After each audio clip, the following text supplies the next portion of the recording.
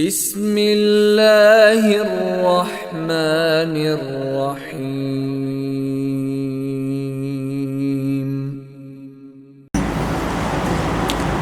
السلام عليكم ورحمة الله وبركاته. الحمد لله نحمده ونستعينه ونستغفره ونعوذ بالله من شرور أنفسنا ومن سيئات أعمالنا من يهده الله فلا مضل له ومن يضلل فلا هادي له أشهد أن لا إله إلا الله وحده لا شريك له وأشهد أن محمدا عبده ورسوله أما بعد. கண்ணியத்திற்கும் மரியாதைக்கும் உரிய எல்லாம் வல்ல அல்லாஹ்வின் அடியார்களே, நபிகள் நாயகம் ஸல்லல்லாஹு அலைஹி வஸல்லம் அவர்கள் ஒற்றைப்படை இரவுகளிலே லைலத்துல் கத்ரை தேடிக்கொள்ளுங்கள் என்று கூறியதற்கு இணங்க 25வது ஒற்றைப்படை இரவிலே இருக்கின்ற நானும் நீங்களும் ஈமானிய பயிற்றுவித்தல் என்ற இந்த தலைப்பில் இன்றைய இந்த வகுப்பில் முஃமினான பெண்கள் குறித்து நாம் பார்க்க இருக்கின்றோம். திருமறை குர்ஆனிலே அல்லாஹ் பேசுகின்ற போது எப்படி ஒரு முஃமினான பெண்ணை ஒட்டுமொத்த முஃமின்களுக்கும் உதாரணமாக கூறி காட்டினானோ, அதே போன்று இறை நிராகரிப்புக்கு ஒட்டுமொத்த இறை நிராகரிப்பாளர்களுக்கு முன்மாதிரியாக 2 பெண்மணிகளை அல்லாஹ் குர்ஆனிலே குறிப்பிட்டு காட்டுகின்றான். வரபல்லாஹு மஸலல் லில்லதீன கஃபரு, இறை நிராகரிப்பாளர்களுக்கான உதாரணம் யார் தெரியுமா? இம்ரஅத நூஹின் வம்ரஅத லூத்தின், நூஹ் நபியுடைய லூத் நபியுடைய மனைவிமார்கள். கானத்தா தஹ்த அபுதைனி மின் இபாதினா சாலிஹைனி, நம்முடைய 2 சாலிஹான அடியார்களுக்கு மனைவிமார்களாக அவர்கள் இருந்தார்கள். ஃபஹானத்தாஹுமா, அந்த 2 பேருக்கும் அவர்கள் துரோகம் செய்தார்கள். ஃபலம் யுகுனியா அன்ஹுமா மினல்லாஹி ஷைஆ, அல்லாஹ்விடமிருந்து அவர்களை பாதுகாத்து கொள்ள முடியவில்லை. வகீல் அதுஹுலன் நார மஅத் தாஹிலீன், நரகத்துக்கு நுழையக்கூடியவர்களோடு சேர்ந்து நீங்களும் நரகத்துக்கு நுழையுங்கள் என்று நூஹ் அலைஹிஸ்ஸலாம் லூத் அலைஹிஸ்ஸலாத்துடைய மனைவிமார்களுக்கு சொல்லப்படும் என்று அல்லாஹ் சொல்லி காண்பிக்கின்றான். இந்த 2 பெண்மணிகளையும் அல்லாஹ் திருமறை குர்ஆனிலே ஹைலைட் பண்ணி சொல்வதற்கு என்ன காரணம் என்றால், எங்களுடைய பார்வையில் உண்மையிலேயே இஸ்லாத்தை ஏற்றுக்கொண்டவர்களாக, ஈமானிலே உச்சத்தை தொட்டவர்களாக இருக்க வேண்டிய 2 பெண்மணிகள். அப்படி இருந்தும் அந்த 2 பெண்மணிகளுக்குமே இந்த தூய்மையான இஸ்லாமும் தூய்மையான அந்த ஈமானும் கிடைக்க இல்லை. எனவே உலகத்தில் உள்ள ஒட்டுமொத்த இறை நிராகரிப்பாளர்களுக்கும் இந்த 2 பெண்மணிகளை அல்லாஹ் சொல்லி காண்பிக்கின்றதை பார்க்கலாம்.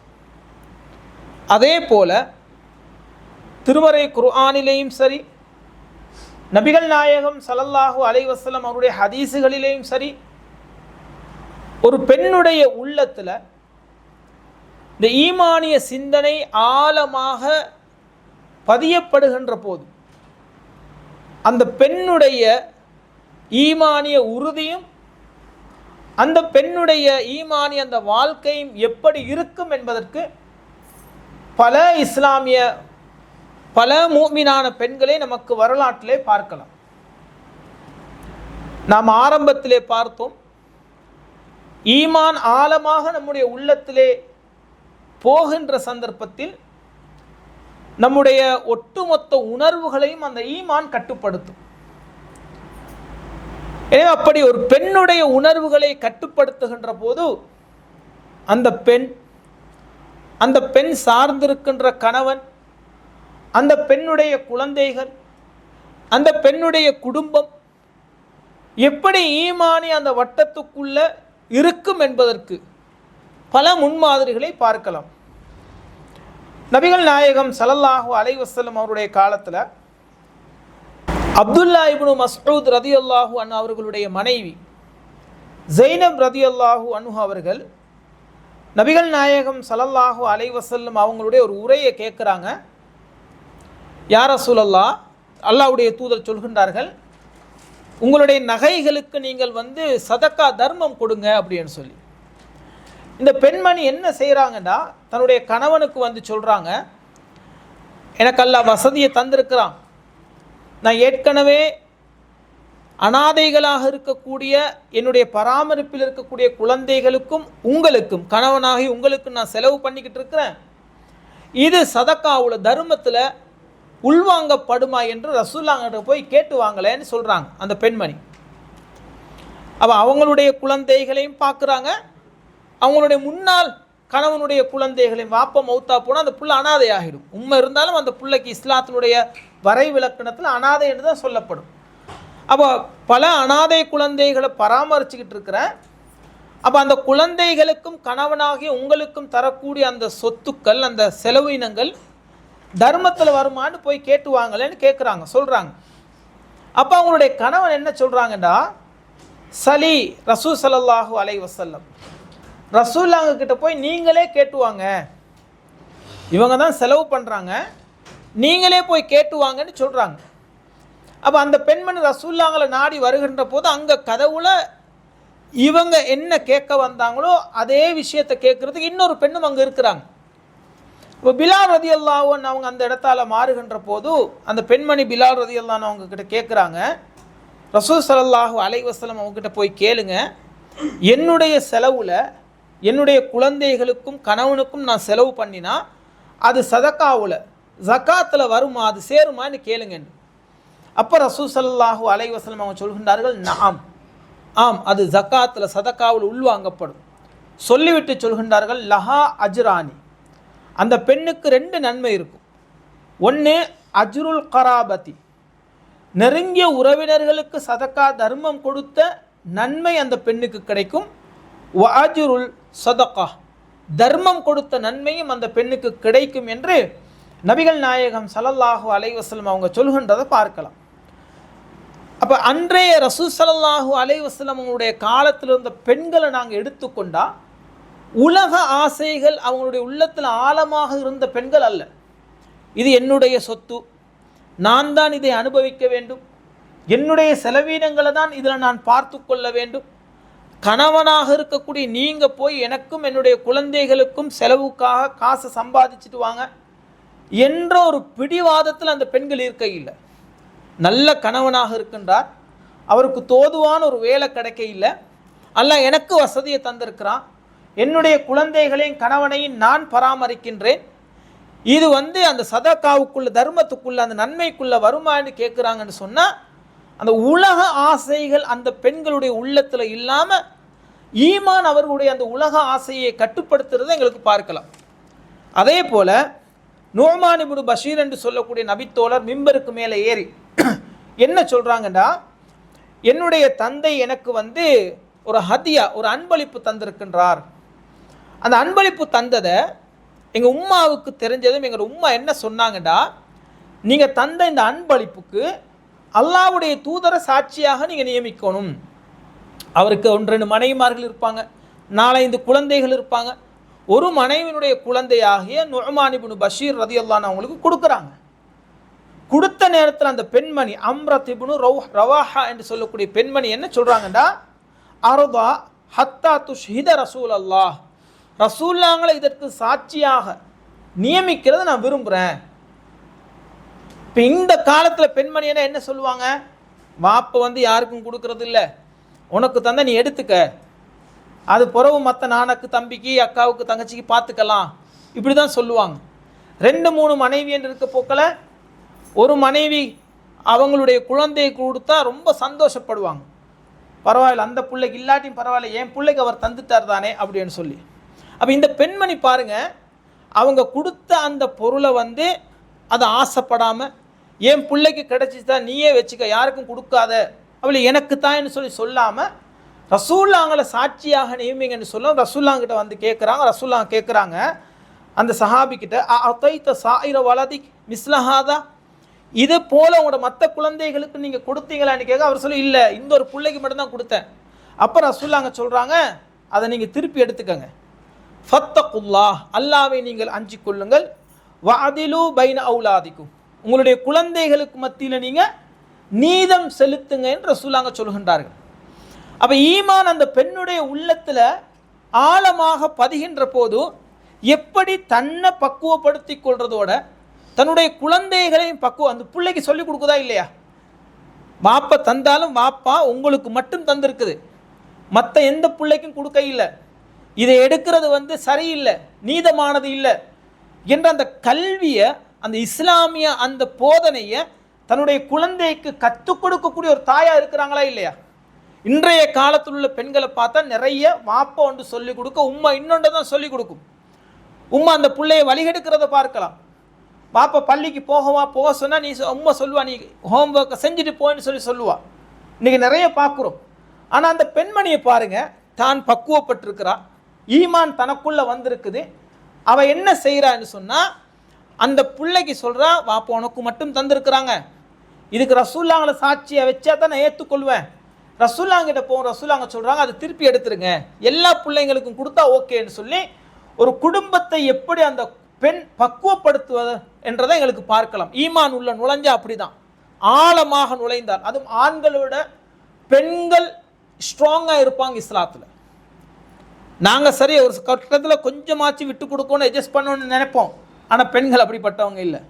உள்ளத்தில் ஆழமாக இறங்கிடுச்சுன்னு வைங்களே, யார் என்னத்தை சொன்னாலும் என் ரப்புக்காக என்னை நான் முழுமையாக அர்ப்பணித்து விட்டேன், அவனுக்காக என் உயிரை கொடுப்பதற்கு கூட நான் தயாராகுவேன் என்ற ஒரு மனோநிலை பெண்களிடத்தில் இருக்கும்.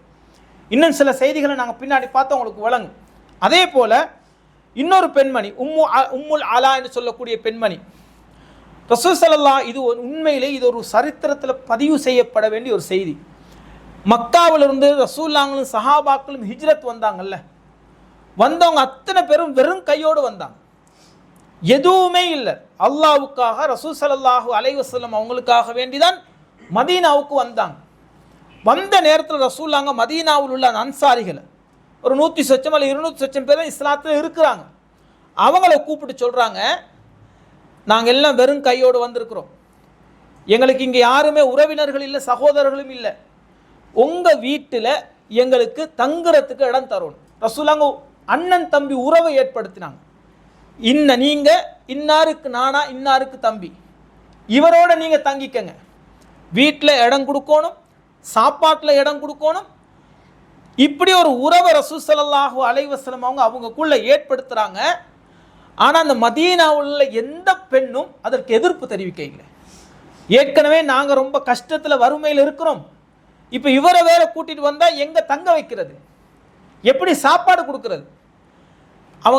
அவங்க அதுக்கு எதிர்ப்பு தெரிவிக்கல மட்டும் இல்லை, அவங்களுடைய சொத்துக்களையே என்ன செஞ்சாங்கன்னா அந்த நபித்தோழர்களுக்கு கொடுத்தாங்க, நீங்கள் இதில் விவசாயம் செய்யுங்க. நாங்கள் அன்றைக்கி பார்த்தோம், உம்மு சுலைம் ரதியல்லாஹு அன்ஹா அவங்களுடைய பேரிச்ச பழங்களை மரங்களை கொடுத்தாங்க, இதில் விவசாயம் செஞ்சு நீங்கள் சம்பாதிச்சுக்கங்கன்னு.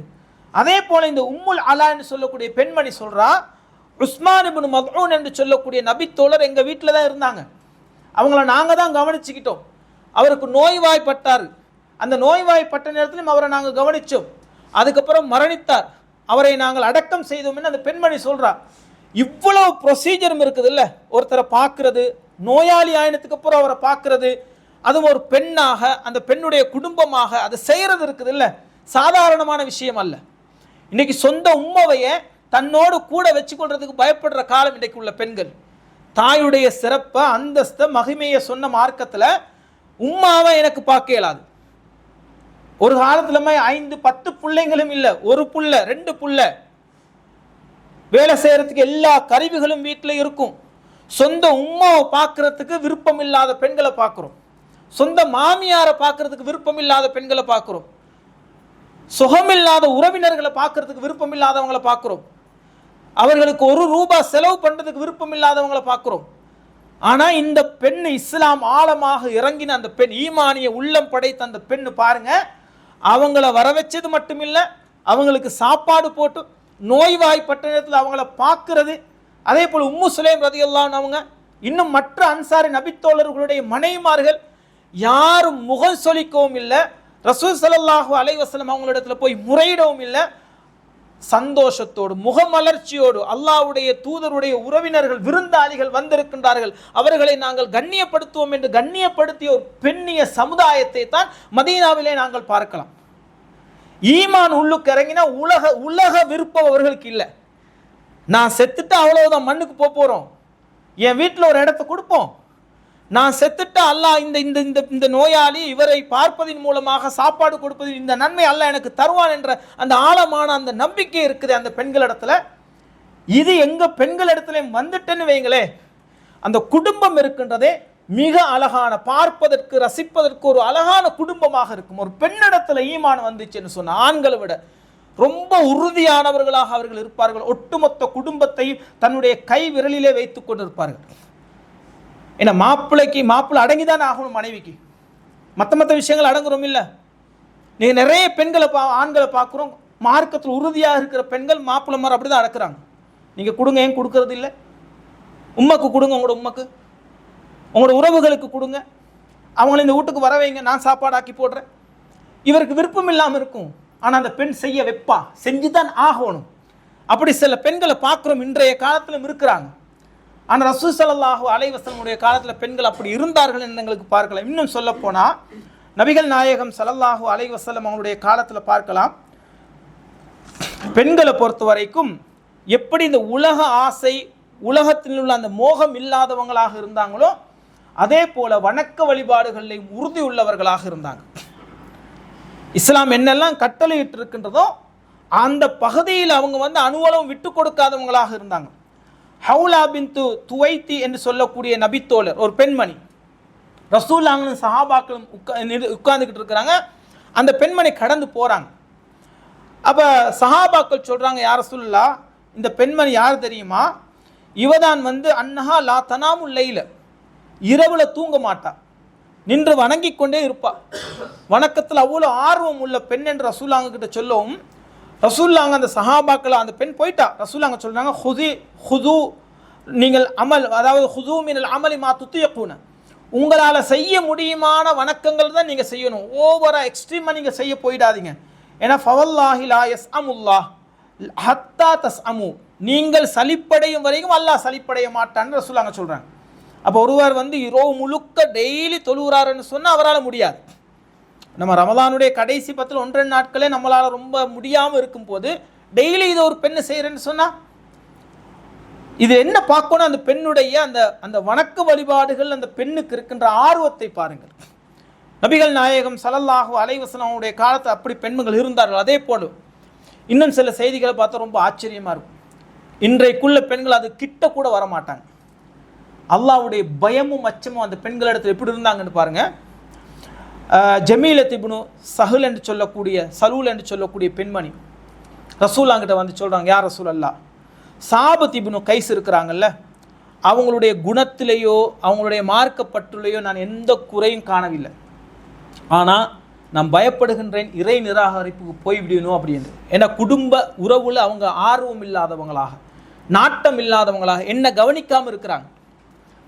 நான் இறை நிராகரிப்புக்கு போயிடுவேனோ, அதான் எனக்கு உடல் தேவை இருக்குது, நான் கணவன் இருக்க இன்னொரு ஆணுடன் நான் போய்விடுவேன் என்ற பயம் எனக்கு இருக்கு யா ரசூலுல்லாஹ், நான் இப்போ என்ன பண்ணேன்னு கேட்குறாங்க ரசூலுல்லாஹ் கிட்ட எப்படிப்பட்ட ஈமான் என்று பாருங்க.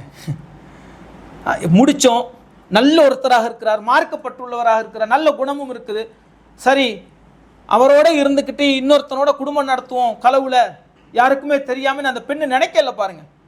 வெளிப்படையாக ரசூலுல்லாஹ் கிட்ட சொல்கிறாங்க பாருங்க. ரசூல் ஸல்லல்லாஹு அலைஹி வஸல்லம் சொல்கிறாங்க, அவர் உங்களுக்கு தந்த அந்த தோட்டத்தை திருப்பி கொடுக்கறதுக்கு தயாராக இருக்கிறீங்களா மஹரா? ஆம் யா ரசூலுல்லாஹ். அப்போ திருப்பி கொடுங்க. 2 பேரும் ரசூலுல்லாஹ் பிரித்து வைக்கிறத பார்க்கலாம். ரசூல் ஸல்லல்லாஹு அலைஹி வஸல்லம் அவங்களுடைய காலத்தில் அந்த பெண்ணுடைய அந்த ஈமானிய உறுதியை பாருங்கள். அல்லாஹ் குறித்து அவருடைய பயத்தை பாருங்கள். இந்த உலகத்தில் குடும்பத்தில் உள்ளவங்க என்ன நினைப்பாங்க, ஊரில் உள்ளவங்க என்ன நினைப்பாங்க, இப்படி நான் பேசினா, வெளிப்படையாக பேசினா என்னுடைய தாய் தந்தை என்ன நினைப்பாங்க. ஏன்னா மனிதனுடைய இயல்பான தன்மை தான் உடல் தேவை என்பது. அந்த உடல் தேவைக்காக வேண்டிதான் திருமணமே முடிக்கிறதே தவிர, இல்லாட்டி என் உம்மா வாப்பாவுக்கு செலவு பண்ணுறதுக்கு கஷ்டமாக இருக்குது, என்ன முடிச்சு கொடுத்தாங்க, எனக்கு உடுப்பு வாங்கிறதுக்கும் பெருநாளைக்கு 3 நேரம் சாப்பிட்ற போகிறதுக்கு, காலம் முழுக்க என்னுடைய தாய்க்கும் தந்தைக்கும் குழந்தையாக இருந்தாலும் அவங்க எனக்கு செலவு பண்ணுவாங்க தான். திருமணம் முடிச்சு கொடுக்கறது சொகுசாக வாழ்கிறதுக்கோ அல்லது செலவு, அதெல்லாம் அவருடைய பொறுப்பு, அதை செய்யணும். எங்களோட சந்ததிகளை பெருக்கிக் கொள்வதற்கு தான் திருமணமே. மனிதனுடைய உடல் தேவையை பூர்த்தி செய்து கொள்வதற்கு தான் திருமணமே. மிக முக்கியமான நோக்கம் திருமணத்தில். அது நிறைவேறலைன்னு சொன்னால் அப்படி ஒரு திருமணம் தேவையில்லை. சொத்து இருந்தும் புகழ் இருந்தும் பணம் இருந்தும் அதே போல் அவன் நல்லவனாக இருந்தும் என்ன பலன்னு கேட்குறேன். என்ன உடல் தேவைன்னு அதை எப்படி நிறைவேற்ற? காசால் நிறைவேற்ற முடியுமா? சொத்தால் நிறைவேற்ற முடியுமா? அவனுடைய குணத்தால் நிறைவேற்ற முடியுமா? முடியாது. அப்போ அந்த பெண்மணி ரசூலுல்லாஹ்கிட்ட ஓப்பனாக சொல்கிறாங்க, பாருங்க, யார் ரசூலல்லாஹ், நான் குஃப்ருக்கு போயிடுவேன்னு பயமாக இருக்குது. இப்படி சொல்றதுக்கு எவ்வளோ பெரிய தைரியம் வேணும். ஏன்னா இந்த உலகத்தில் அல்லாவை பயந்தால் மாத்திரமே அந்த மாதிரியான ஒரு பெண்ணுக்கு சொல்லுவதற்கு தைரியம் வரும். என் உம்மாவை பற்றியோ வாப்பாவை பற்றியோ இந்த சமூகத்தை பற்றியோ உறவுகளை பற்றி யோசிக்காமல் படைத்து இறைவனை நான் நேசிக்கின்றேன், அவனை பயப்படுகின்றேன், யாரும் இந்த உலகத்தில் பார்க்காவிட்டாலும் என்னை என் இறைவன் பார்த்து கொண்டிருக்கின்றான், அவனுக்கு துரோகம் செய்வதற்கு எனக்கு அணுவளவும் விருப்பமில்லை, யார சொல்லலாம், எனக்கு இதற்கு தீர்வு சொல்லுங்களேன். அந்த பெண்மணி வெளிப்படையாக சொல்றாங்க. பாருங்க, மொத்த ஒரு பெண் எவ்வளவு வெட்கப்படுவா. அந்த வெட்கத்தையும் தாண்டி சொல்றாங்கன்னு சொன்னா இந்த ஈமானிய உறுதி, அல்லாவை பற்றியான அந்த அச்சம், பயம், இது எங்ககிட்டையும் இருக்கணும், எங்களுடைய பெண்களிடத்திலையும் இருக்கணும். அது இன்றைய பெண்களிடத்தில் இல்லாமல் இருக்கிறத பார்க்கலாம். காரணம், உலக ஆசையில் மூழ்கி கிடக்கிறாங்க. அதே போல நபிகள் நாயகம் ஸல்லல்லாஹு அலைஹி வஸல்லம் அவருடைய காலத்தில் இருந்த வணக்க வழிபாடுகளில் ரொம்ப ஆர்வமாக இருந்த பெண்களை எங்களுக்கு பார்க்கலாம். உம்மு ஐமன் என்று சொல்லக்கூடிய பெண்மணி. இந்த உம்மு ஐமன் யார் தெரியுமா? ரசூல் ஸல்லல்லாஹு அலைஹி வஸல்லம் உடைய வளர்ப்பு தாய். ரசூலுல்லாஹ் மௌத்தானதுக்கு அப்புறம் ரசூலுல்லாஹ் அடிக்கடி இந்த பெண்மணியை போய் சந்திச்சுட்டு வருவாங்க. ரசூலுல்லாஹ் மௌத்தானதுக்கு அப்புறம் ஒரு நாள் அபூபக்கர் உமர் ரலியல்லாஹு அன்ஹு வராங்க அந்த பெண்மணியை சந்திக்கிறதுக்கு. வந்தால் அவங்கள பார்த்து அந்த பெண்மணி அழுகுறாங்க. இவங்க கேட்குறாங்க, ரசூலுல்லாஹ்களை பிரிஞ்ச கவலையை நீங்கள் அழுகுறீங்களா? இல்லை இல்லை, வஹி அல்லாஹ்வுடைய அந்த இறை செய்தி நின்றுடுச்சு பாருங்க. அல்லாஹ்வுடைய தூதருடைய மரணத்தோட அல்லாஹ் எங்களோட தொடர்பு வச்சுக்கிட்டு இருந்தா இல்லை, அந்த குர்ஆனுடைய வசனங்களோடு அது நின்றுடுச்சு, அதனால் எனக்கு ரொம்ப கவலையாக இருக்குது, அதை நினச்சி நான் அழுகிறேன்னு சொல்லி அந்த பெண்மணி அல்லாஹ்வுடைய அந்த திருமறை குர்ஆனுடைய அந்த வஹியை எந்த அளவுக்கு நேசிச்சா அந்த சஹாபாக்களை பார்க்கின்ற போது அவருடைய கண்கள் இருந்து கண்ணீர் வரும். இந்த அன்பு, இந்த பாசம் ரசூல் ஸல்லல்லாஹு அலைஹி வஸல்லம் உடைய காலத்தில் வாழ்ந்த பெண்களுக்கு இருந்துச்சு. இஸ்லாத்திலையும் குர்ஆன்லையும் அல்லாஹ்வுடைய வஹியிலையும். இன்றைக்குள்ள பெண்களிடத்தில் அது இல்லாமல் போகுது. எவ்வளவு குர்ஆனிய வசனங்கள் ஓதி காண்பித்தாலும், எவ்வளவு செய்திகளை சொன்னாலும், உபதேசங்களை சொன்னாலும் அவர்களிடத்தில் பார்க்க இன்னும் சொல்ல போனால் மாப்பிள்ளை சொல்லுவாங்கல்ல, நீ இப்படி இரு, இதைத்தான் இப்படி தான் ட்ரெஸ் பண்ணணும். சில நேரங்களில் மாப்பிள்ளைக்கும் அவருக்கும் சண்டை பிரச்சனை வந்தால் அவள் எங்கே பழி வாங்குவாண்டா? எங்களோட பெண்களுடைய மடத்தனத்தை பாருங்கள், பைத்தியத்தனத்தை பாருங்கள். நீ எனக்கு அபாயம் உடுக்க சொல்கிறியா? நான் உடுக்க மாட்டேன். நீ எனக்கு தொலை சொல்கிறியா? நான் தொலை மாட்டேன். உனக்கு கோபம் இருந்தால் நான் உடுக்காட்டி. அவள் யோசிக்கிறா, இல்லை அட இது என் மாப்பிள்ளை சொன்னது இல்லை, என் ரப்பு சொன்னது, இது என் மறுமைக்கு தேவையானது, நீ என்ன சொல்கிறதுடா? அல்லாஹ் சொல்லியிருக்கிறான். ஒரு பெண் இதை மாதிரி இன்றைக்கி நிறைய பெண்களை பார்க்குறோம். இந்த விவாகரத்தான பெண்கள் எதை வச்சு மாப்பிள்ளையை பழி வாங்குவாங்கன்னா, மாப்பிள்ளை கொஞ்சம் எக்ஸ்ட்ரீமாக கொஞ்சம் நிறைய மார்க்க விஷயங்களை சொல்லியிருப்பார். இவ கேட்காம 2 பேருக்குமே என்ன செய்ய பிரச்சனையாகவே பிரிஞ்சிருப்பாங்க. நீ இப்படி தானே இருக்க சொல்கிற, இந்த பாரு நான் மாடல் ட்ரெஸ்ஸை உடுத்து காட்டுறேன், நான் தொழாமல் இருந்து காட்டுறேன், நான் முடியை வெளியே போட்டு காட்டுறேன் உனக்கு. இப்படி நிறைய பெண்கள் இன்றைக்கி கணவனை பழி வாங்குறோம் என்ற பேரில் வலமு அன்ஃபுஸஹும், தங்களுக்கு தாங்களே அநீதிழைத்துக் கொள்கின்றார்கள். ஆனால் அதை சொன்னது நான் இல்லை, அல்லாஹ் சொன்னான். அதை மாப்பிள்ளை கொஞ்சம் உறுதியாக இருக்கிற, அதை எடுத்து சொல்கிறான் உனக்கு, அதை நீ செய்கிறதுல என்ன வரப்போகுது? நிறைய பெண்கள் என்ன நினைக்கிறாங்கன்னா, அவங்க கணவன் தான் இதை சொல்கிறான், கணவன் சொல்ல இல்லை. இஸ்லாம் இல்லாடி அவனும் அந்நிய பெண்கள் இன்றைக்கி எப்படி ட்ரெஸ் பண்ணுவாங்களா, நீங்கள் எப்படி இருக்கிறீங்க அப்படி உன் மாப்பிள்ளையை உன்னை வச்சிருப்பான். விருப்பமான மாதிரி ட்ரெஸ்ஸை விடு அப்படின்னு சொல்லி, விருப்பமான இரு என்று, நீ தொலை தேவையில்லை, தூங்க அப்படின்னு சொல்லி அல்லாஹ் சொன்னான் என்றதுக்காகவே சொல்லும் போது பெண்களை எங்கே பழிவாங்க, நிறைய பெண்களை பார்க்குறோம். எனவே பெண்கள் நீங்கள் யோசிக்கணும், இவன் யார், எனக்கும் உனக்கும் பிரச்சனையா? சரி, அல்லாஹ்வோடு இருக்கின்ற அந்த உறவை நாங்கள் முறித்து கொள்ளக்கூடாது. நபித்தோழர்களை, நபி ஸல்லல்லாஹு அலைஹி வஸல்லம் காலத்தில் வாழ்ந்த அந்த பெண்களை பார்க்கலாம். இஸ்லாத்தை அவ்வளவு நேசித்தார்கள், வஹியை நேசித்தார்கள். அந்த வெளிப்பாடு தான் அவனுடைய கண்களிலிருந்து கண்ணீர் வந்தது பார்க்கலாம். உம்மு ஹபீபா என்று சொல்லக்கூடிய பெண்மணி, தந்தை மௌத்தா போகிறாங்க, வாப்பா மௌத்தா போயிடுச்சு. 3வது நாள் அவங்கள பார்க்குறதுக்கு ஜைனப் ரலியல்லாஹு அன்ஹா அவங்க வர்றாங்க. 3வது நாள் கழிஞ்சதுக்கு அப்புறம் 4வது நாள் வந்து பார்க்குறாங்க. அவங்க நல்ல புது ட்ரெஸ் போட்டு நல்ல சென்ட் அத்தரெல்லாம் அடிச்சுக்கிட்டு நல்ல வாசமாக இருக்கிறாங்க. அப்போ அவங்கள பார்த்தது இவங்களுக்கு ஆச்சரியம். 3 நாளைக்கு முதல் தான் வாப்பா மௌத்தா போனாங்க, கொஞ்சமும் கவலை இல்லாமல் இப்போ கொஞ்சம் நல்ல சந்தோஷமாக இருக்கிற மாதிரி இருக்குது. அப்போ அந்த பெண்மணி சொல்கிறா பாருங்கள், அந்த பெண்ணுடைய அந்த ரசூலுல்லாஹ் சொன்ன உபதேசத்தை சொல்கிறாங்க. லா யஹில்லு லிம்ரஅத்தி முஃமினா, ஒரு மூமினான பெண்ணுக்கு ஆகுமானதல்ல. எதை கொண்டு வந்து வைக்கிறாங்க? ஈமானை கொண்டு வந்து வைக்கிறாங்க. அந்த ஈமான் ஆழமாக உள்ளத்தில் போய் இருக்க அந்த பெண்ணுடைய வாயிலிருந்து வருது.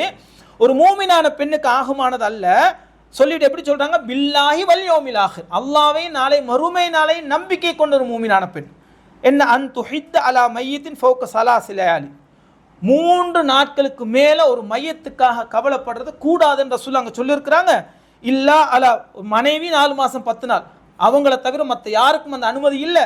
அதனால் நான் 4வது நாள் சந்தோஷமாக இருக்கிற அந்த தூதருடைய அந்த சுன்னாவை பின்பற்ற வேண்டும், அந்த தூதருடைய சுன்னாவை என் வாழ்க்கையில் நிறைவேற்ற வேண்டும் என்பதற்காக சொந்த தந்தை மரணித்த நேரத்தில் அந்த பெண்மணி தன்னுடைய அல்லாஹ்வுடைய தூதருடைய சுன்னாவை வெளிப்படுத்தியதை பார்க்கலாம். எவ்வளோ ஆர்வம் என்று பாருங்கள். சுன்னாவன் இன்றைக்கு நாங்கள் என்ன செய்வோம்னா, நான் ஆரம்பத்தில் சொன்னதை போல சுன்னாவை மாப்பிள்ள கணவன் சொல்கிறார் என்றதுக்காக வேண்டி அதை வேண்டுமென்றே புறக்கணிக்கிறாங்க. இவங்க கவலைப்பட வேண்டிய ஒரு சந்தர்ப்பம், துக்கத்தில் ஆழ்ந்து கண்டதுமே கண்ணீர் வடிக்க வேண்டிய ஒரு சந்தர்ப்பம், கட்டி அணைச்சிக்கிட்டு, ஆனால் தன்னை அலங்கரித்து கொண்டு வாசனை திரவியங்களை பூசிக்கொண்டு இருக்கின்றார்கள் என்றால் காரணம், என்னுடைய தூதர் எனக்கு வழிகாட்டி இருக்கின்றார். உன்னுடைய கணவனை தவிர வேறு யார் மரணித்தால், அது தந்தையாக இருக்கட்டும், உன்னுடைய சகோதரனாக இருக்கட்டும், குழந்தையாக இருக்கட்டும், 3 நாட்களுக்கு மேல் உனக்கு துக்கம் கொண்டாடுவதற்கு கவலைப்படுவதற்கு அனுமதி இல்லை. அதை நான் செய்கிறேன். அந்த பெண்மணி தைரியமாக செய்கிறாங்க பாருங்க. இது எங்ககிட்ட இருக்கணும், எங்கள் பெண்களிடத்தில் இருக்கணும். ஒரு பெண்ணிடத்தில் ஈமான் வந்தேன்னு சொன்னால் அதை அசைக்க முடியாது யாராலும். நாங்கள் பார்க்குறதுக்கு தான் பெண்கள் பலவீனமாக இருப்பாங்க ஆண்களை விட, ஆனால் எங்களை விட தைரியசாலிகள் தான் பெண்கள். ஒரு நீண்ட சம்பவம் அதனுடைய கடைசியில் என்ன வரும்னு சொன்னால், குத்திலா அஸ்ஹாபுல் உஹ்தூத் என்று அல்லாஹ் குர்ஆனில் ஒரு சம்பவம் சொல்ல, நெருப்பு குண்டாவாசிகள் என்று சொல்லி, அந்த சம்பவத்தினுடைய கடைசியில் ஒரு அரசன் என்ன செய்வான்னு சொன்னால், சஹீஹ் முஸ்லிமில் வரக்கூடிய செய்தி, ஒரு பெரிய குழியை தோண்டி நெருப்பை மூட்டி அவனை ஏற்றுக்கொள்ளாத எல்லாரையும் அந்த குழியில் தள்ளுறான். கடைசியாக ஒரு தாய் தன்னுடைய கை குழந்தையோடு நெருப்பில் அந்த அந்த அந்த இடத்துல நிற்கிறாங்க. நான் ஈமான இஸ்லாத்தை ஏற்றுக்கொண்டேன், என் புள்ளை என்ன செஞ்சிச்சு, அதோட அந்த நெருப்பில் குதிக்கணுமே என்று சொல்லி. சும்மா யோசிச்சு பாருங்க, நெருப்பில் குதிச்சு உசுரோட துடிக்க சாக போகிற ஒரு சந்தர்ப்பம், தானும் பாயணும், தன்னுடைய குழந்தையும் சேர்த்து பாய வேண்டும். அப்போ அந்த குழந்தை பேசுது, தொட்டில் பருவத்தில் பேசின 3 குழந்தைகள். அந்த குழந்தை, யா உம்மா இன்னக்கி அலல் ஹக்கி, என் அருமை தாய் நீ சத்தியத்தில் இருக்கின்றாய், என்னையும் சேர்த்து அந்த நெருப்பிலே குதி என்று அந்த குழந்தை பேச அந்த தாய் குதிச்சதை பார்க்குறோம். அந்த தைரியம் இருக்குது, ஒரு பிள்ளைய நெருப்பில் குதிக்கும், நெருப்பில் பாயணும் என்று. ஆண்களை விட வலிமையானவர்கள் பெண்கள். உலகத்தில் அவ்வளவு கஷ்டங்களையும் துன்பங்களையும் அந்த பெண் தாங்க முடியும், எங்களால் தாங்க முடியாது. அவங்க செய்கிற வேலையை எங்களுக்கு செய்ய முடியுமா? சும்மா யோசிச்சு பாருங்களேன். இந்த எல்கேஜி யூகேஜி எங்களுக்கு போய் நடத்த முடியுமா? ஒரு ஆண் நடத்த முடியுமா? எங்களை கேரக்டரை கொண்டு வந்து வச்சு பாருங்களேன். ஒரு 5 நிமிஷம் நாங்கள் அதுக்குள்ளே இருக்க மாட்டோம். ஒன்றும் வேணும், எங்களுக்கு வாரத்தில் ஒரே ஒரு நாள் லீவு கிடைக்குது. அந்த ஒரு நாள் வீட்டில் ஒரு அரை நாள் இருக்கிறதுக்கு விருப்பமா? அந்த பிள்ளைங்களை மெயின்டைன் பண்ணுறது இருக்கிறது தள்ள வெடிச்சு போகும் ஆண்களுக்கு. ஆனால் 365 நாளும் அந்த பிள்ளைய டாய்லெட்டுக்கு போனால் க்ளீன் பண்ணணுமா, சாப்பாடை தீத்தணுமா, ட்ரெஸ்ஸை போட்டுவிடணுமா, அந்த பிள்ளைக்கு நல்லதை சொல்லி கொடுக்கணுமா, அந்த பிள்ளை தப்பு செய்யும் போது அதை திருத்தணுமா. சுபஹானல்லாஹ், நினச்சி கூட பார்க்க முடியாது. பெரிய ஒரு தியாகத்தை அர்ப்பணிப்ப. ஆனால் எங்களை விட உடல் வலிமை குறைவான, கையை பார்த்தா அப்படியே உள்ள மசங்க, நாங்கள் பெரிய ஜிம்முக்கு போய் இப்படியெல்லாம் இருக்கிறோம். ஆனால் ஒரு 2 வயசு பிள்ளை எங்களால் 5 நிமிஷம் மெயின்டைன் பண்ண இயலாது. ஆனால் அவன் மெயின்டைன் பண்ணுவான். எங்களை விட வலிமையானவர்கள் பெண்கள். எனவே அந்த பெண்களிடத்தில் உள்ளத்தில் ஆழமாக ஈமான் போனுச்சுன்னுவீங்களே, அவங்க அந்த குடும்பத்தை வந்து அவங்களுடைய கண்ட்ரோலில் வச்சுக்கொண்டு அல்லாஹ்வுடைய அந்த விருப்பத்துக்கு ஏற்ற மாதிரி கண்ட்ரோலில் வச்சுக்கிட்டு இருக்கிறது இல்லை, அது ஒரு பெரிய வரம், பெரிய அல்லாஹ்வுடைய ஒரு அருள். எனவே ஒரு சிறந்த சாலிஹான பெண் ஒரு மனைவியாக எனக்கும் உங்களுக்கும் அமைவது என்பது எனக்கும் சிறந்த எதிர்காலம் இருக்கும், எங்களுடைய குழந்தைகளுக்கும் சிறந்த எதிர்காலம் இருக்கும். இன்னும் பாருங்கள், பெண்களுடைய ரசூலா காலத்தில் இருந்த ரசூலாங்க மக்காவை கைப்பற்றுறாங்க. மக்காவை கைப்பற்ற நேரம் அபூஜஹில் இருக்கிறான் இல்லை, மக்காவில் கடுமையாக ரசூலாங்களை எதிர்த்து கொண்டு இருந்தவன். அவன் என்ன, அபூஜஹிலுடைய மகன் இக்ரிமா, அவர் இஸ்லாத்துக்கு வரக்கூடிய சந்தர்ப்பம். என் வாப்பா நிறைய கஷ்டங்களை குடும்பங்களை ரசூலாங்களுக்கு கொடுத்துருக்குறாங்க, என்ன பிடிச்சாருன்னா கொண்டுடுவார். என்ன செய்கிறாங்கன்னா அந்த ரசூலாங்க அந்த சூழ்ந்து அவங்கள அந்த மக்காவை பிடிக்கிற நேரத்தில் இவர் அந்த மக்கா விட்டு ஓடிடுறாரு, யமனுக்கு போகிறார். யமன் கிட்டத்தட்ட பல நூற்றுக்கணக்கான ஆயிரக்கணக்கான மைல் தூரம், கிலோமீட்டர். இந்த பெண் இஸ்லாத்துக்கு வந்து ரசூல் ஸல்லல்லாஹு அலைஹி வஸல்லம் உம்மு ஹக்கீம் பின்த் அல் ஹாரிஸ் என்று சொல்லக்கூடிய பெண், அதுக்கு பிறகு தனியாக யமனுக்கு போய் இக்ரிமாவை பார்த்து, அல்லாஹ்வுடைய தூதர் யாரையுமே தண்டிக்க இல்லை, எல்லாரையும் மன்னிச்சு விட்டுட்டாங்க, நீங்களும் வாங்க வந்து இஸ்லாத்தை ஏற்றுக்கோங்க என்று தன் கணவனை கையோடு அணைத்து வந்து ரசூல்லாங்க இக்ரிமா ரதியல்லாஹு அவங்க வாரதை பார்க்குறாங்க. ஃபலம்மா ரஆஹு ரசூல்லாங்க அவர்களை பார்த்ததும் வசப இலைஹி ஃபரிஹன், சந்தோஷத்தில் ரசூல்லாங்க குதிச்சாங்க. என்னை எதிர்த்தவன், இஸ்லாத்தை அழிக்க வேண்டும் என்று நினைத்தவன், இஸ்லாத்தை குழி தோண்டி புதைக்க வேண்டும் என்று நினைத்தவன், என்னையும் என்னுடைய நபித்தோழர்களையும் கொலை செய்ய வேண்டும் என்று நினைத்தவனுடைய மகன் என் முன்னாடி வந்து அஷ்ஹது அல்லா இலாஹ இல்லல்லாஹ் என்று கலிமாவை சொல்லி ஏற்றுக்கொள்கின்ற அந்த சந்தர்ப்பம் இருக்கின்றதே, அந்த சிறப்பான அந்த சந்தர்ப்பத்தை அந்த வாய்ப்பை அமைத்து கொடுத்தது அந்த இக்ரிமாவுடைய மனைவி, அந்த பெண்மணி. தனியாக அன்றைய காலத்தில் ஒரு ஊருக்கு போறன்றது வந்து நீங்க மக்காவுக்கு போய் பாருங்க, 1 கிலோமீட்டர் 2 கிலோமீட்டர் போறதே ஒரு பெண்ணை பொறுத்த வரைக்கும் பெரிய ரிஸ்க். ஒரு ஊரில் இருந்து இன்னொரு ஊருக்கு போறதுன்றதுக்கு, அதுவும் அல்லாஹ்வுக்காக தூதருக்காக, என் கணவனை நாளை மறுமையில் நரகத்திலிருந்து பாதுகாக்க வேண்டும், தூதருடைய முன்னாடி கொண்டு வந்து வைத்து என் கணவருக்கும் மன்னிப்பை வழங்கி அவர் இஸ்லாத்திலே கொண்டு வந்து அந்த அழகை நான் பார்க்க வேண்டும் என்று ஒரு பெண் நினைக்கிறா பாரு. அவ போற தூரத்தை பற்றி யோசிக்க இல்லை, அதில் வர கஷ்டங்களை பற்றி யோசிக்க இல்லை, மறுமையை மட்டும் தான் யோசித்தார். நானும் சொர்க்கத்துக்கு போக வேண்டும், என் கணவரும் சொர்க்கத்துக்கு போக வேண்டும் என்று இக்ரிமா ரதியல்லாஹு அன்ஹுவாக மாறுகின்ற சந்தர்ப்பம், அந்த சந்தர்ப்பம் தன்னுடைய மனைவியின் காரணமாக. ஒரு பெண் இஸ்லாத்தில் உறுதியாக இருந்தால், ஈமான் உள்ளுக்கு போனால் அப்படிதான், எதை பற்றியும் யோசிக்க மாட்டான். நாங்கள் சில நேரங்கள் ரொம்ப ஆடி போய் ரொம்ப கவலையில் என்னடா பண்ணு தலையை பிச்சுக்கிட்டு போய் நிற்போம் இல்லை. அப்போ என் மனைவி கொடுப்பா சில ஆறுதல்களை, சந்தோஷங்களை உலகத்தில் நீங்கள் கோடி கொடுத்தாலும் உங்களுக்கு கிடைக்காது. அல்லாஹ்வே திருமறை குர்ஆன்ல சொல்றானா இல்லையா, உங்களுக்கு மன அமைதி உங்களுக்கு மனைவி உங்களுக்கு தருவாண்டு. உங்களுக்கு எங்கே போனாலும் அந்த மன அமைதி கிடைக்காது. அவள் 2 வார்த்தை பேசுவா, டீயை கொண்டு வந்து கையில் தருவா, பக்கத்தில் உட்காருவா, இந்த ஆறுதல் இருக்குதே சுபஹானல்லாஹ், உங்களுக்கு எங்கேயுமே கிடைக்காது. அப்படி ஒரு மனைவி ஒருத்தனுக்கு அமைகிறதுன்றது ஒரு பெரிய வரம் தான். ரசூலுல்லாஹ் அதான் சொல்கிறாங்க, ஒரு மனிதனுக்கு உலகத்தில் கிடைக்கக்கூடிய மிகப்பெரிய பொக்கிஷமே தன்னுடைய மனைவின்னு சொல்கிறாங்க, சாலிஹான் ஒரு பெண்மணின்னு சொல்கிறாங்க. எனவே அந்த பெண்மணிகளை பார்க்கலாம். ரசூலுல்லாஹ் காலத்தில் இந்த பெண்மணி இக்ரிமாவுடைய மனைவி, என் கணவன் நரகத்துக்கு போகக்கூடாது, சொர்க்கத்துக்கு போக வேண்டும் என்று தன்னை முழுமையாக அர்ப்பணித்து எந்த கஷ்டம் எந்த துன்பம் பட்டாலும் பரவாயில்லைன்னு வந்து நின்றா பாருங்க. இந்த ஈமானிய உறுதி, இந்த இஸ்லாமிய உறுதி எங்களுடைய பெண்களிடத்திலும் இருக்குமே ஆனால், நாங்கள் எங்களோட பெண் பிள்ளைங்களுக்கு சொல்லி வளர்ப்போமே ஆனால், சிறந்த ஒரு சமூகத்தை, சிறந்த குடும்பத்தை, சிறந்த ஈமானிய ஒரு சமூகத்தை உருவாக்கலாம். இன்னும் பாருங்க, அப்துல் மலிக் இப்னு மர்வான் என்று சொல்லக்கூடியவர் என்ன செய்கிறாருன்னு சொன்னால், உம்மு தர்தா என்று சொல்லக்கூடிய பெண்மணிக்கு அவங்களை அழைச்சி நிறைய அன்பளிப்புகளை கொடுக்குறாங்க. அப்போ இரவு நேரம் வந்த நேரத்தில் அந்த அப்துல் மலிக் இப்னு மர்வான் என்றவர் தன்கிட்ட வேலை செய்கிறவரை கூப்பிட்டு அவர் வர கொஞ்சம் வரத்துக்கு லேட் ஆகுறாங்க. கொஞ்சம் வர லேட் ஆகும் போதும் இவர் என்ன செய்கிறாருன்னா அந்த தன்னுடைய வேலையால் சபிக்கிறார், நீ நாசமாக போகணும், நான் கூப்பிட்ட நேரத்தில் நீ வரமாட்ட அப்படின்னு. அடுத்த நாள் காலையில் இந்த பெண்மணி அந்த அப்துல் மலிக் அந்த மர்வானை பார்த்து என்ன சொல்கிறாங்கன்னு சொன்னால், அந்த பெண்மணி லா யகூனு லஆனூன், அதிகமாக சபிக்கக்கூடியவங்க நாளை மறுமையில் பரிந்துரை செய்யக்கூடியவர்களாகவோ சாட்சியாளர்களாகவோ அல்லாஹ் உங்களை தேர்ந்தெடுக்கவே மாட்டான் என்று அந்த பெண்மணி தைரியமாக ஒரு ஆண் இடத்துல சொல்கிறாங்கன்னா பாருங்க. இரவு கேள்விப்படுது, தப்பான ஒரு வார்த்தையை பேசுகிறாரு, மார்க்கத்துக்கு முரணாக நடந்து கொள்கிறாரு, இதை திருத்தணும், இதை மாற்றணும் சொல்லி ஒரு பெண் நினைக்கிறா பாருங்க.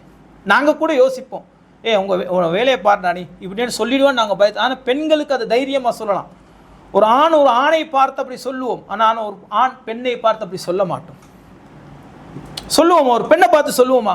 ஏதாச்சும் சரிம்மா நான் பார்த்துக்கலாம், ஓகே ஓகே சும்மா கேட்டுக்கிட்டு இருந்து நம்ம அவளுக்கு என்ன தெரியும் இப்படி தான் அவளோட முன்னுக்கு நாங்கள் ஒன்றும் சொல்ல போவோம். ஏன்னா ஒரு வெக்க சுபாவம் இருக்கும் பெண்ணே, அவளுக்கு போய் நான் அப்படி திட்டுறதா என்ற ஒரு எண்ணம் இருக்கும் ஒரு ஆணுடைய. எனவே பெண்களுக்கு அட்வான்ஸாக இருக்கும் அழைப்பு பணி செய்கிறது ஆண்களுக்கு இந்த மாதிரி கட்டங்களை சொல்லி கொடுக்கறது இருக்குதே அவங்களுக்கு கூடுதல் அட்வான்ஸாக இருக்கும். ஏன்னா அந்த ஆண் கேட்டுக்கொள்வான். அப்போ இந்த பெண்மணி சொல்கிறாங்க அந்த அப்துல் மலிக் இப்னு மர்வான் கிட்ட, நீங்கள் இப்படி இதை சபிச்சிங்க, ஆனால் இப்படி சபிக்காதீங்க.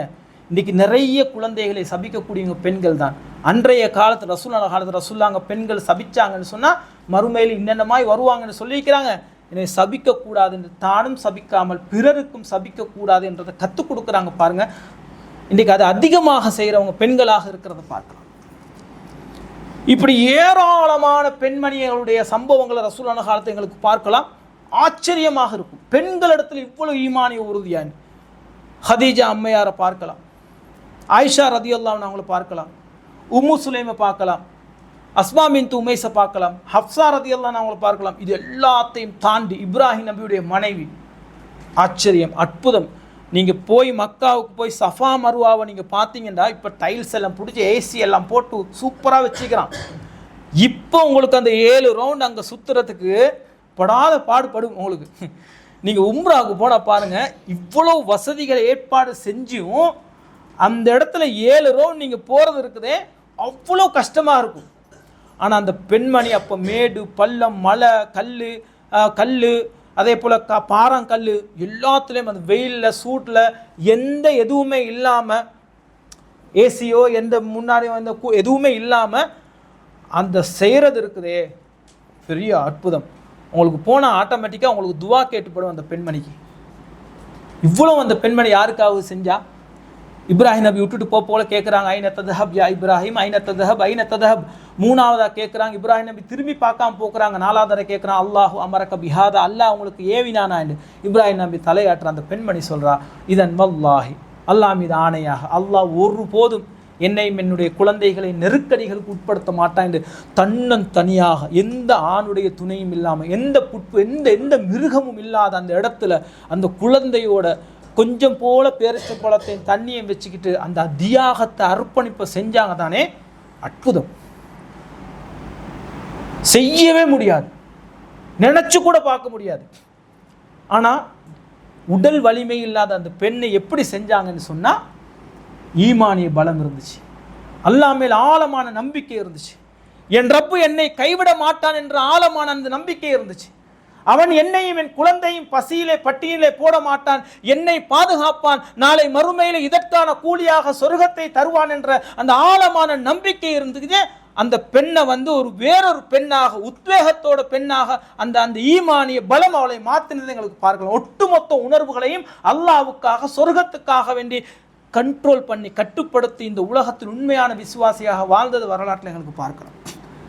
இது எக்கச்சக்கமே எங்களுக்கு சொல்லலாம். ஒட்டுமொத்த உலகத்தில் உள்ள மூமின்களுக்கு உதாரணமாக ஃபிரௌனுடைய மனைவி ஆசியா அம்மையார் தான் அல்லாஹ் சொல்லி காட்ட நாங்கள் ஆரம்ப உரையில் பார்த்தோம். எனவே ஒரு பெண்ணிடத்தில் ஈமான் ஆழமாக உள்வாங்கப்படுகின்ற போது அவளுடைய கணவன், அவளுடைய தந்தை, தாய், குழந்தைகள், ஒட்டுமொத்த குடும்பமும் ஒரு ஈமானிய குடும்பமாக, உறுதியான ஒரு குடும்பமாக மாறும். எனவே நாங்கள் ஒவ்வொரு ஆணும் முயற்சி செய்ய வேண்டும், எங்களுடைய பெண் குழந்தைகளை ஈமானிய அந்த வட்டத்துக்குள்ளே வளர்ப்பதற்கு. முடிஞ்ச அளவுக்கு எங்களுடைய மனைவிமார்களை ஈமானிய அந்த செய்திகளை சொல்லி அதுக்குள்ளே கொண்டு வருவதற்கு. அப்படி கொண்டு வந்தோமே ஆனால் உலகத்தில் நீங்கள் எங்கே வேணாலும் போகலாம். அடுத்த நாளைக்கு கூட உங்களுக்கு மௌத்தா போகலாம். என் பொண்டாட்டி இருக்கிறா, அவளோட ஈமானிய அந்த உறுதிக்கு முன்னாடி எதுவுமே இல்லை, அவள் பார்த்துக்கொள்வா எல்லாத்தையும் என்று உங்களுக்கு ஒரு அசாத்திய தைரியம் வரும். அசாத்திய தைரியம் வரும். அந்த தைரியத்தை ஈமான் உங்களுக்கு கொடுக்கும், உங்கள் மனைவி மூலமாக, உங்களுடைய பெண் குழந்தைகளின் மூலமாக, உங்களுடைய தாய் மூலமாக. எனவே ஈமான நாங்கள் ஆழமாக பெண்களிடத்தில் பதிவு செய்வதற்கு நானும் நீங்களும் முயற்சி செய்ய வேண்டும். அவர்களிடத்தில் இந்த ஈமான் வந்துச்சுன்னு சொன்னால் குடும்பம் சந்தோஷமாக நிம்மதியாக மகிழ்ச்சியாக இருக்கும். எனவே எந்த ஈமானிய பயிற்றுவித்தல்ல நாங்கள் ஈமான் சம்பந்தமாக படிக்கின்றோமோ அது எங்களுடைய பெண்களிடத்தில் அதிகமாக அந்த அவருடைய உள்ளங்கள் ஆழமாக பதிவு செய்யப்படுவதற்கு நானும் நீங்கள் முயற்சி செய்ய வேண்டும். வல்ல ரஹ்மான் எனக்கும் உங்களுக்கும் அருள் புரிவானாக. வ ஆஹிரு தஅவானா அல்ஹம்துலில்லாஹி ரப்பில் ஆலமீன். அஸ்ஸலாமு அலைக்கும்.